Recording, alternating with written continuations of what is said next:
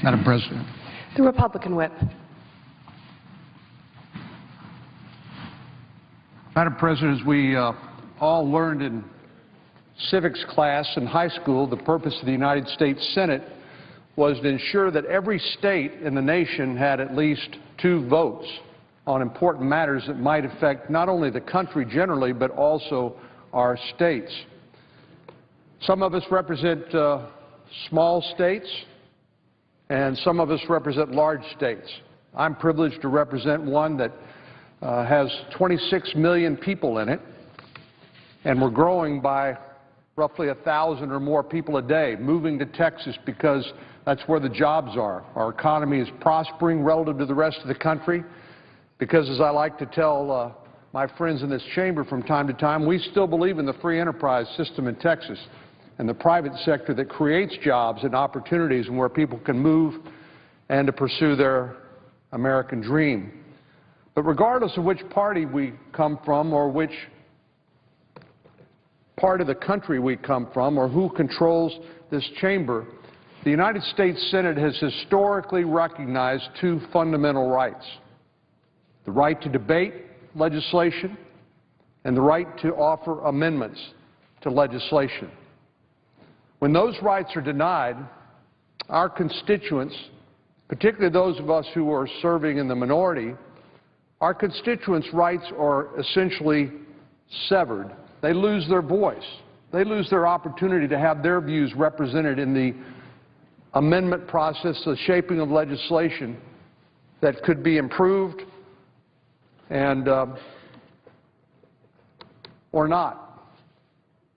But we know that when the minority's voice is quashed, as this majority leader has done time and time again, then when minority rights are trampled, that the Senate becomes a very different place indeed. We become a place where mistakes get made, where purely partisan legislation is passed. The most obvious current example is Obamacare, which was jammed through this body on a party line vote in the House and in the Senate. And you know what? People are finding out that if you like what you have, you can't keep it. Families of 4 won't see their premiums go down by $2,500. That's the kind of thing that happens when the majority succumbs to the temptation to jam things through without giving the back and forth opportunity, the deliberation that national legislation that will affect all 300+ million Americans should have. But when the majority leader denies those rights and those opportunities for those sort of checks and balances and the natural correction that comes from building consensus in the Senate and instead resorts to a partisan power play, mistakes get made and people get hurt. Since the majority leader has taken that role, Senator Reid, the senior senator from Nevada, he has filled the amendment tree more than 70 times.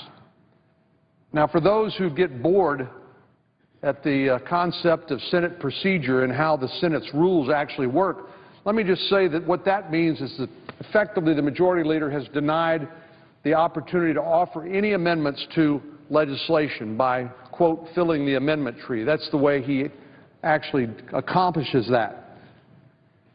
By comparison to this majority leader, who's done it more than 70 times since he's been majority leader, the previous majority leader, Senator Bill Frist of Tennessee, did it 12 times in 4 years. Before him, Majority Leader Tom Daschle only did it once in a year and a half. Majority Leader Trent Lott of Mississippi did it 10 times in his 5-year tenure as Majority Leader of the United States Senate. Majority Leader George Mitchell did it only 3 times in 6 years, and Majority Leader Robert C. Byrd did it only 3 times in 2 years. In other words, this used to be an extraordinarily rare use of the tool that the majority leader has to block amendments to legislation. By the way, Majority Leader Bob Dole did it 7 times in 3.5 years, about once every 6 months. By contrast, Majority Leader Reid has done it 70 times And what recourse does the minority have when they are blocked out of the legislative process on the Senate floor? Well, the only tool we have available to us is to block cloture, because it still takes 41 votes, it takes 60 votes to get to a final passage of legislation. But when the minority exercises its rights, then we're called obstructionists, because Majority Leader has blocked any amendments and denied us an opportunity to have a voice and shape legislation, and the only recourse we have is to say 41 Republicans stick together and block the legislation, hopefully to set up a negotiation. But what happens more often than not, it's a political posturing exercise, and the Majority Leader will just pull the bill down and rail against the minority as obstructionists. Well, this is a manufactured crisis. This place did not always work the way it does now. Last month, this resulted in an unprecedented power grab by our friends across the aisle when they violated the Senate rules in order to further weaken the rights of the minority and to help President Obama turn the second most important court in the nation into a liberal rubber stamp. And I'm talking about the D.C. Circuit Court of Appeals. Notwithstanding the fact that this court has the lightest caseload of any of the circuit courts, the intermediate appellate courts in the nation, it literally doesn't have enough work to do. While there are other judicial emergencies, both at the district court and at the appeals court level, that need additional judges, because this court is the one that reviews many of the administrative regulations issued by the Department of Labor or the Environmental Protection Agency. They're the ones that will do the review of Obamacare regulations or Dodd-Frank regulations. The President and his allies saw this as an essential way to stack the court in a way that will rubber stamp his agenda. And so what happened is the Majority Leader decided to further erode or basically deny the minority any right in the process for executive nominations and judicial nominations, and said, you know what? With 51 Democratic votes, we can do anything we want, anything, when it comes to nominations. Well, by using the so-called nuclear option, as it's been called,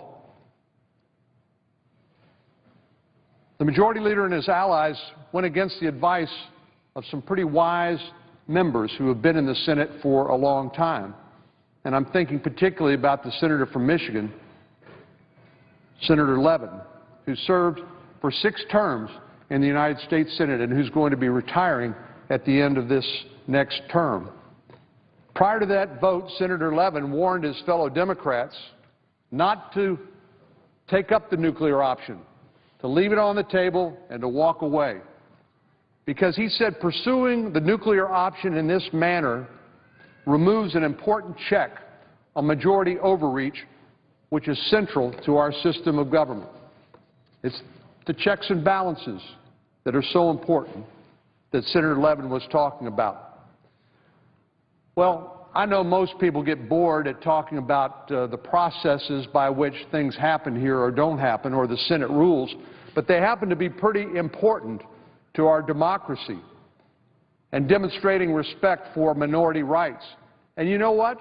When minority rights aren't respected, we make some pretty bad mistakes. And I'm thinking about 2 of them right now.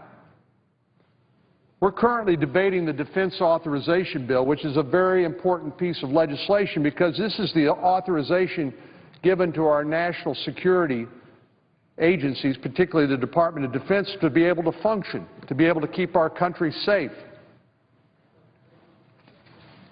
And yet, once again, the Majority Leader is refusing any amendments to this underlying piece of legislation, including an amendment which would address the military pension cuts that were part of the recent budget agreement that passed yesterday.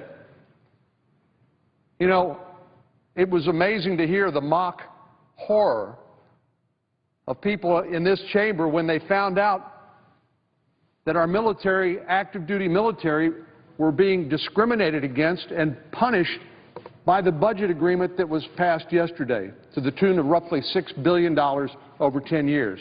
In other words, among everybody else in the federal government, they were singled out for worse treatment, and they were not grandfathered in to the pension reforms that were part of this deal for other federal government officials, other federal government employees. So this is one of the things that happens when things get jammed through. Mistakes are made, and people get hurt. In this instance, the people who happen to get hurt are those who wear the uniform of the United States military and have served with great hardship in places like Afghanistan and Iraq, some of whom have suffered the wounds of war, lost a leg, lost an arm, suffered traumatic brain injury, or post-traumatic stress syndrome. What is the majority leader's answer to our attempt to fix that mistake in that legislation? You're out of luck. Not just those of us who are trying to fix it. He's telling those wounded warriors, you're out of luck. So when power plays take place in the United States Senate, when minority rights are denied and an opportunity to amend and improve and fix mistakes in legislation is denied because of this power play by the majority leader and the majority party that supports him, people get hurt. These pension cuts will impact veterans across the country. As I said, they'll even impact combat wounded veterans who have been medically retired. A provision that my colleague from Washington State, the Senate Budget Committee chair, she called it a technical error. Well, as I said, not surprisingly, members of both parties have come to the floor since this was highlighted, and they've called either for rescinding those cuts to the pension benefits of our active duty members or those who've been medically retired, or they've proposed to come up with alternative measures to reduce the deficit by a commensurate amount. At the very least, the military retirees who have already sacrificed so much for our country should have been exempted. Well, they weren't.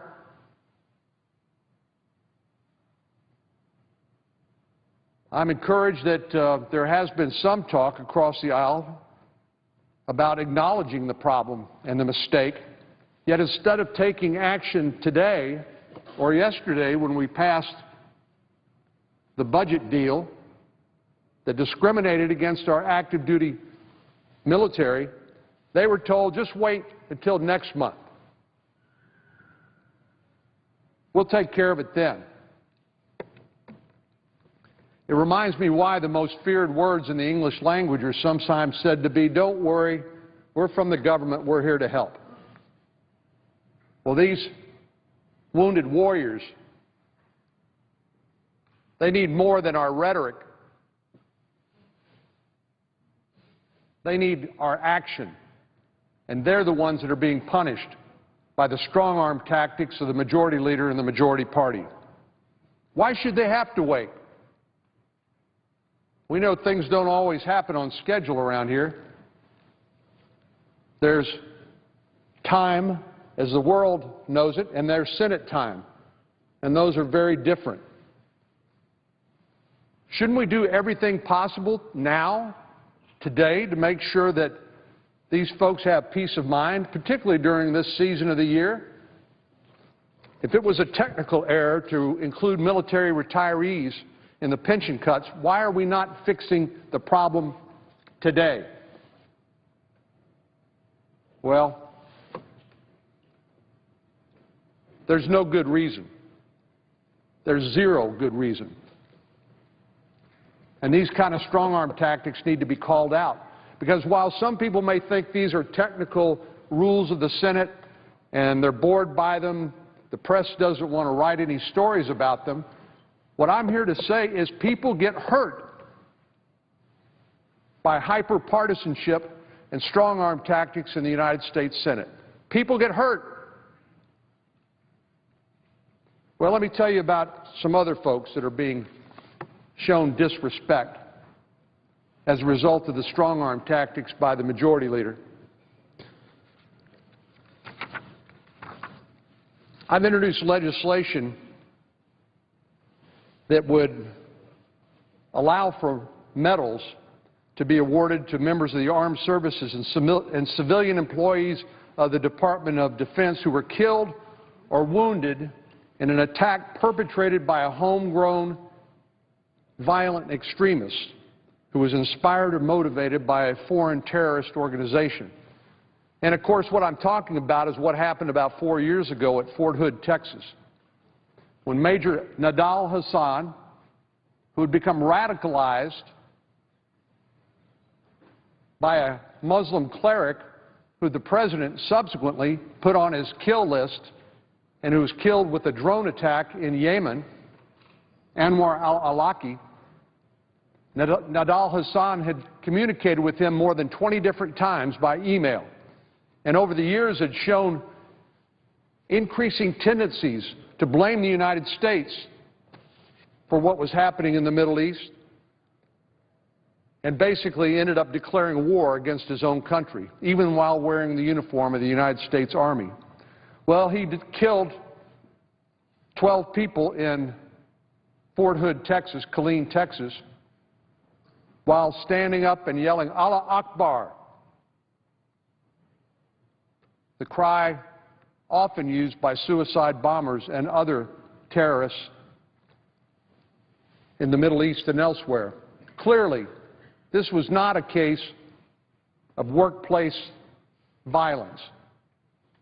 That's what the government called it, workplace violence. This was a terrorist attack, pure and simple.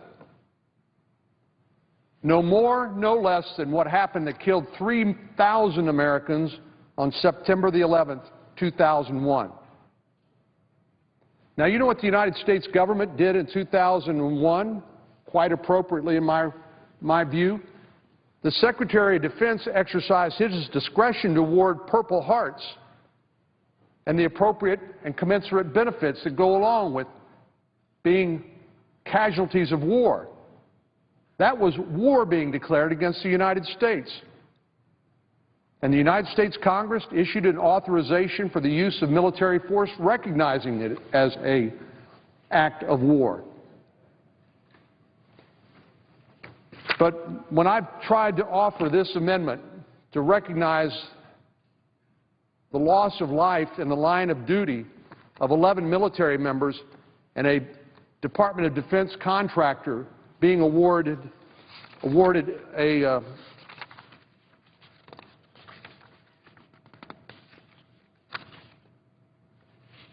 Medal for the Defense of Freedom, which is sort of the civilian equivalent to a Purple Heart, when we sought to make sure that the 30 other people who were shot but who survived but would be recognized and also given the appropriate benefits, what's the response of the Majority Leader of the United States Senate? Well, it's about the same as it was for those military pensioners, the people who are wearing the uniform today and are hoping to accrue a retirement they can live on when they leave the military service. The Majority Leader's response to both the victims at Fort Hood and to active duty military with regard to their pensions that are now being cut back as a result of the vote yesterday, the response is exactly the same thing. Tough luck. Tough luck. I don't care.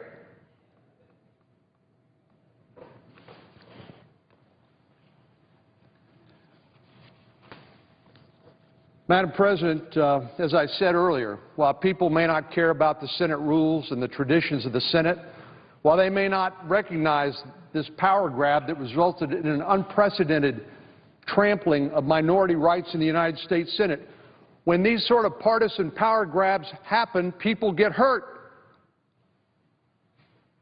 Again, the one that most people feel today is the broken promises of Obamacare, which passed on a party-line vote in the United States Congress. Mistakes get made. People get hurt. But today, the people who are getting hurt the worst are the people we ought to be most concerned about, and those are those who've lost their lives in the line of duty in the war on terror, those who've been injured and survived those wounds, and those who keep us safe by fighting our nation's wars.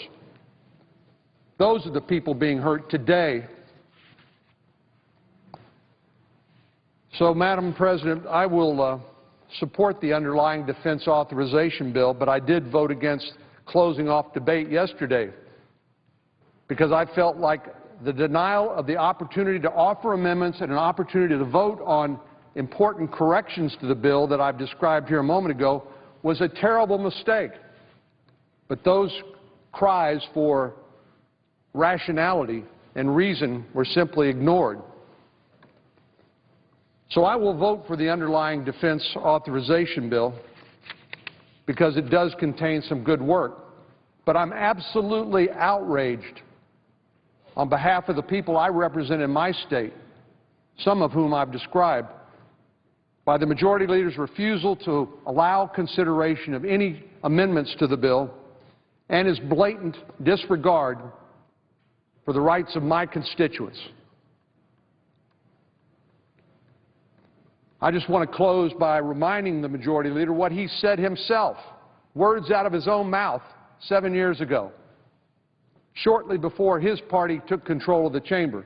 And it's amazing to me to see how people change around here when they get in the majority. And sometimes they forget that you will not always be in the majority. I've been here in the majority. I've been here in the minority.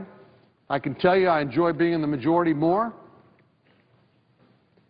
But we need to respect minority rights in the United States Senate because eventually, if you serve here long enough, you will find yourself in the minority. And what goes around comes around. But here's what the majority leader said before his party took control of this chamber. He said, "As majority leader, I intend to run the Senate with respect for the rules, and for minority rights, the rules protect." The Senate was established to make sure that minorities are protected. Majorities can always protect themselves, but minorities cannot. That's what the Senate is all about. Back in 2006, I found those words inspiring. Today, they are a bad joke.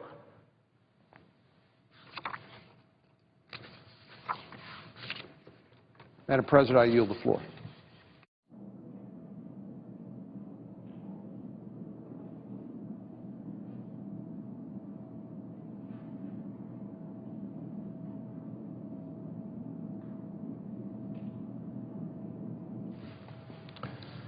Madam President.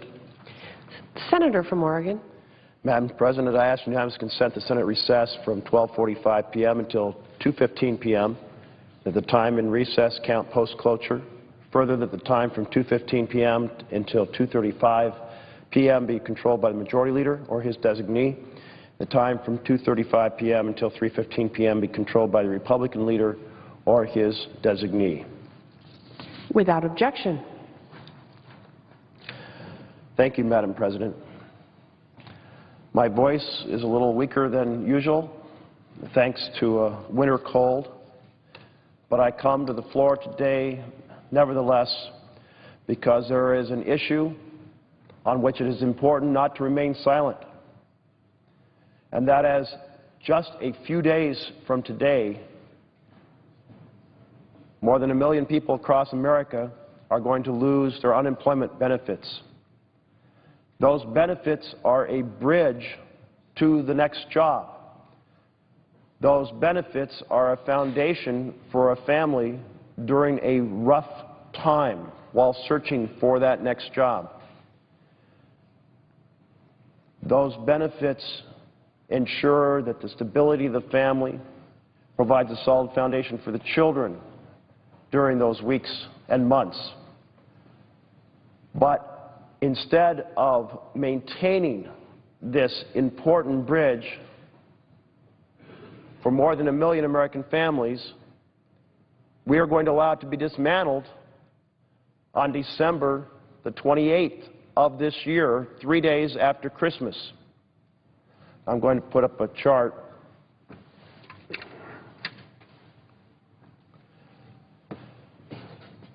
This chart gives a little bit of a feeling for how unemployment is working.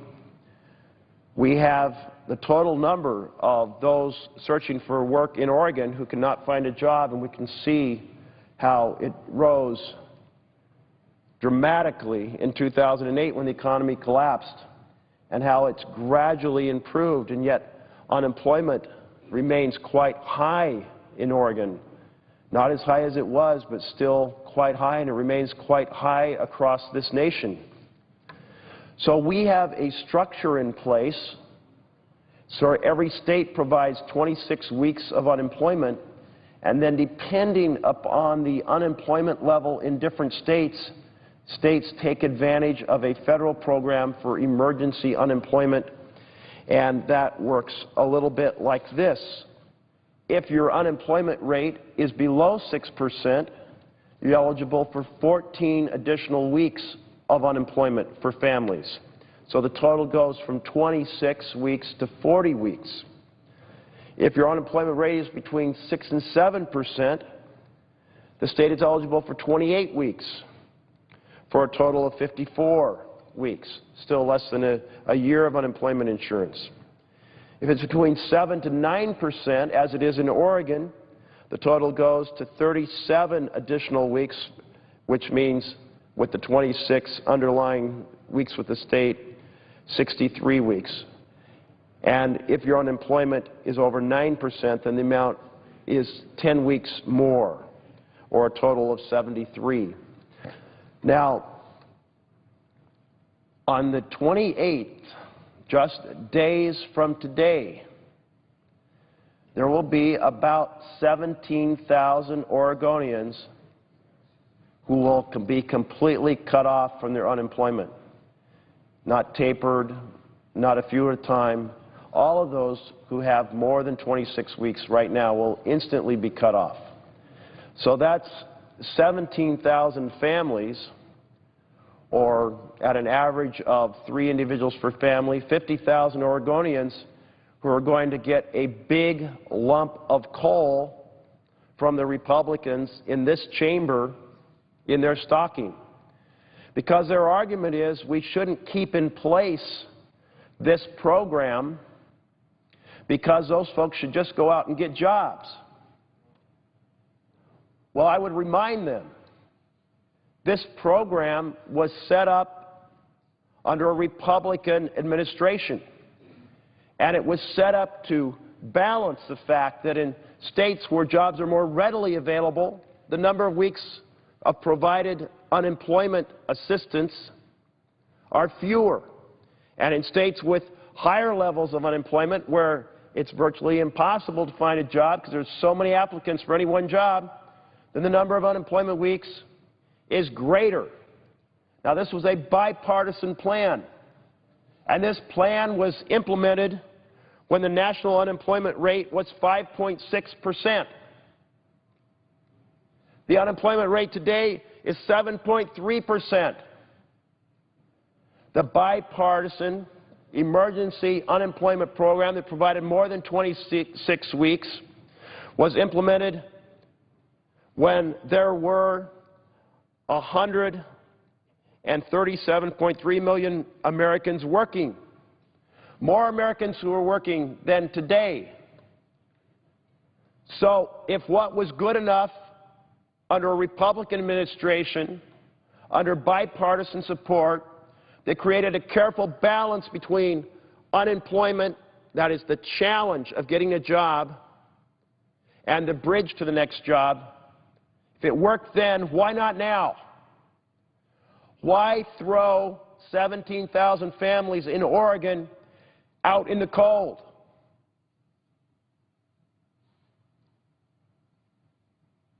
I hear silence in this chamber. I don't hear a reply why it is justified to terminate this program when unemployment is still high.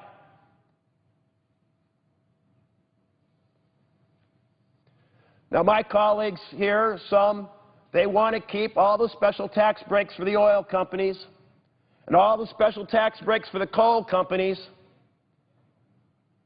But what do they want to give to the families who are looking for work in high unemployment areas where it's virtually impossible to find a job? They want to give them a lump of coal. It is just wrong.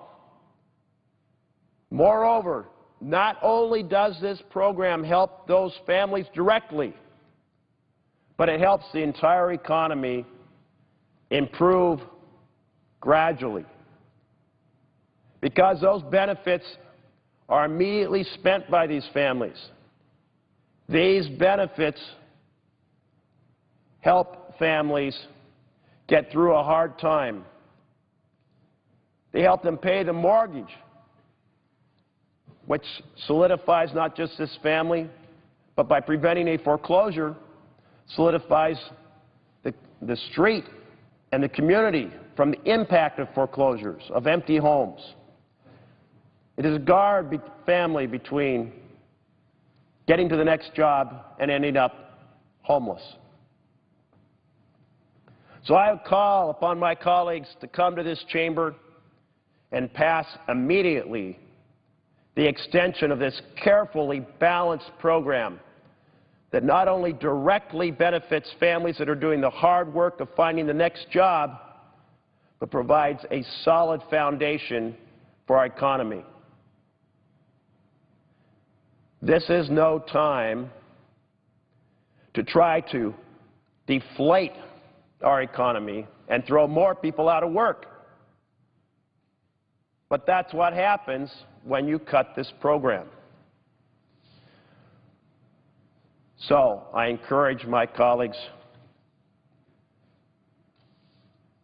to think carefully about the fact that this program was neither a Democratic program nor a Republican program. Think carefully about the fact that it was developed during a Republican administration, that it was designed to carefully pull itself back in as employment improved. But what isn't right is for it to be cut off completely at this period of ongoing high unemployment. And I can tell you, while the average in Oregon is between 7 and 8% of unemployment, we have communities with far greater than 10 or 12% unemployment. So many families, they are wanting that next job. There is nothing better than a job in terms of any type of social program. It creates a sense of self-worth. It creates a sense of structure. It creates a sense of satisfaction. The families in Oregon want jobs, and they are applying, but there are not enough jobs to go around. Which brings me to my next point. This chamber should, in fact, be considering program after program to invest in infrastructure and invest in manufacturing to create jobs. But there are those here who have sought to paralyze this chamber in every possible way to prevent any improvements in terms of trying to sustain partisan campaign warfare rather than problem solving. This is simply an abdication of responsibilities as a U.S. Senator. The responsibility is to be here working hard to solve the problems for families across this nation, not continuing the partisan politics of the last campaign. The American people see this partisan campaigning, and they don't like it. They want to see problem solving. They want to see us coming together to fix things. Now, a few moments ago, a colleague from Texas was on this floor, and he was saying some things that were extraordinarily misleading. He said, basically, that all of the paralyzing strategies that his party has employed stem from a lack of amendments. Well, we have seen those paralyzing tactics in every possible responsibility that this body has. We have seen them on executive nominees. There are no amendments on executive nominees. You either approve them or you don't. We have seen this paralyzing strategy on judicial nominees. But there is no tree, the tree he referred to, the amendment tree, on judicial nominees. We have seen this on conference committees, unparalleled blockade of letting the House and Senate meet together to resolve differences in their bills. The senator's time has expired. Thank you very much, Madam President. I know we are closing down this body according to the unanimous consent agreement, and I thank very much the opportunity to address this important issue about the fact that it is wrong to put lumps of coal in the stockings of working Americans rather than extending the emergency unemployment insurance provisions. And with that, I yield the floor. The Senate stands in recess until 2:15 p.m.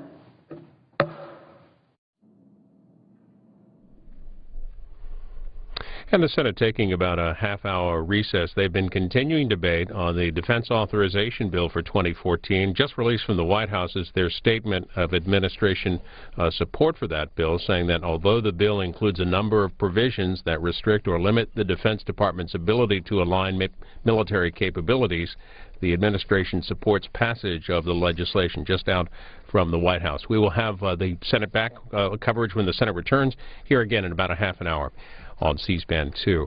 Also coming up at 1:15 Eastern.